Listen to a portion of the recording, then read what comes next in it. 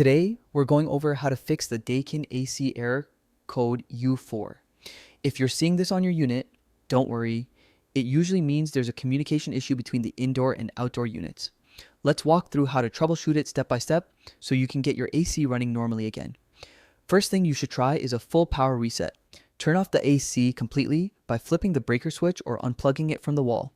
Just turning it off with the remote won't fully reset the system. Wait around 5 to 10 minutes, then power it back on and check if the error disappears. A simple hard reset often clears temporary communication glitches. If the error is still there, the next thing to check is the communication cable. This cable links the indoor and outdoor units, and if it's loose or damaged, the system won't communicate properly. Inspect the wire carefully. Look for loose screws, oxidation, cuts, or frayed insulation.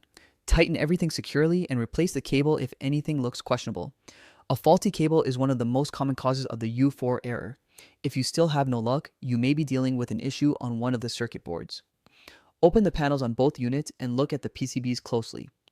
Check for burnt spots, swollen components, moisture, insect damage, or anything out of place. If something appears damaged, a technician will need to repair or replace the board. It's not something most people should attempt on their own.